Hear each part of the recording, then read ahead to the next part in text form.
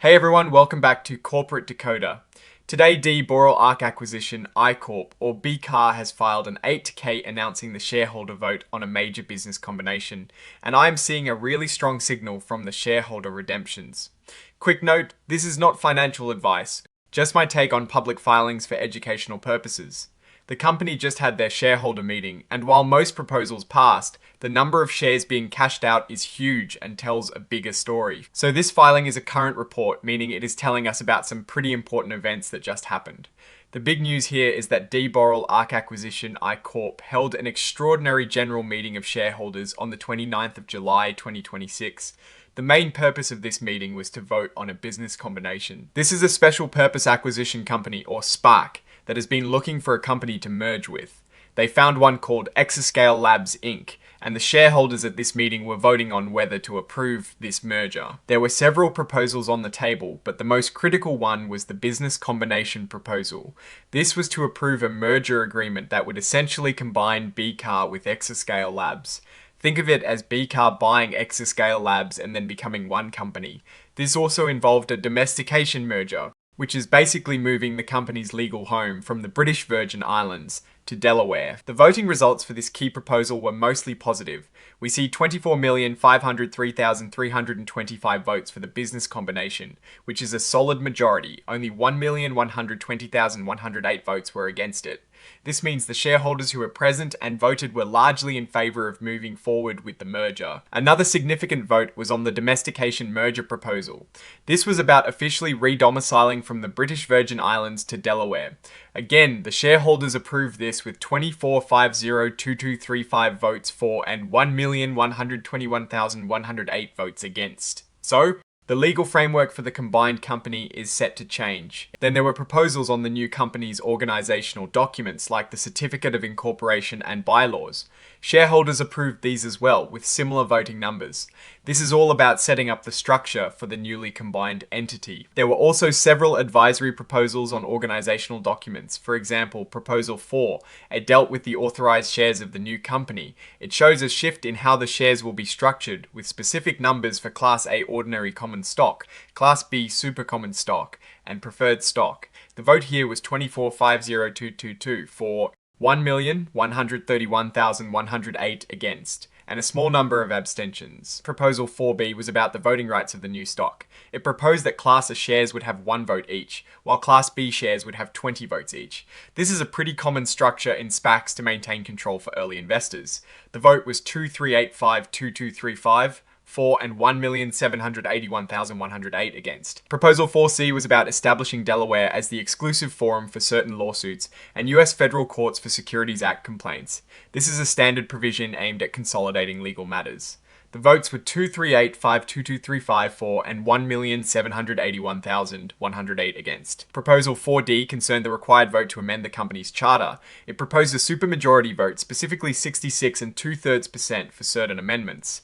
This makes it harder to change fundamental aspects of the company's governance. Votes were 2,385,3,2,35 for and 1,780,108 against. Proposal 4E addressed the removal of directors, requiring a supermajority vote, and that removal only be for cause.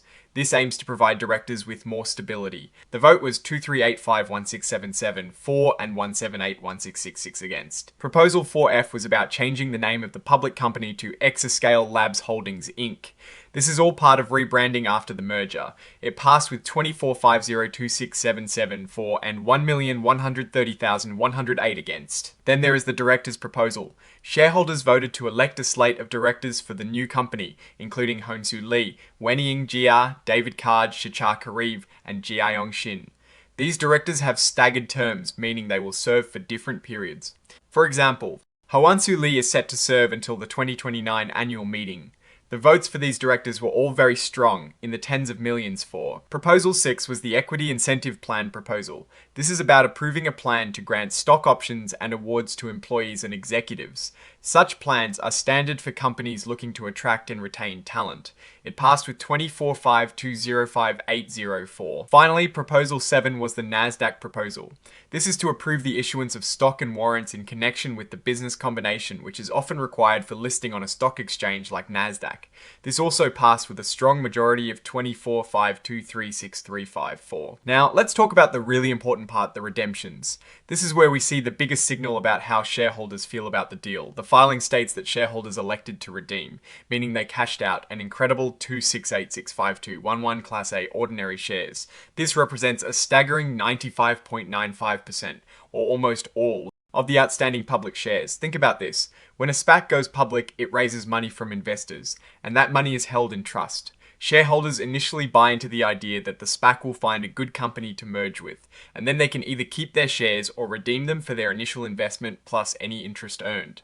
A redemption rate this high, over 95%, is a massive red flag. It means that the vast majority of public shareholders did not believe in the long-term value of this deal with Exascale Labs. They saw the merger as an opportunity to get their money back rather than holding on for future growth. For comparison, when other SPACs have had redemption rates this high, it has often been a precursor to significant underperformance or even failure of the merged company. For example, many SPACs that merged in 2021 and 2022 with redemption rates exceeding 70% have seen their stock prices plummet by 70 to 90% in the year following the merger. A hypothetical $1,000 investment in such a company could have shrunk to just $100 to $300. This indicates a profound lack of confidence from the investing public in the company they are merging with. The filing also mentions a press release issued on the 29th of July 2026 announcing the approval of the business combination. This is standard practice to inform the market. Then we have the forward-looking statement section. This is where the company makes claims about what they expect to happen in the future, like the completion of the business combination and expected trading on NASDAQ. They also talk about Exascale's AI infrastructure technologies and market positioning. However, these are just forward-looking statements. And the high redemption rate really casts doubt on whether these optimistic projections will materialize. This part is a legal disclaimer saying that this report is for informational purposes only and not an offer to sell or buy securities. And as usual, there is an exhibit section listing any supporting documents, including the press release. So, what does this all mean?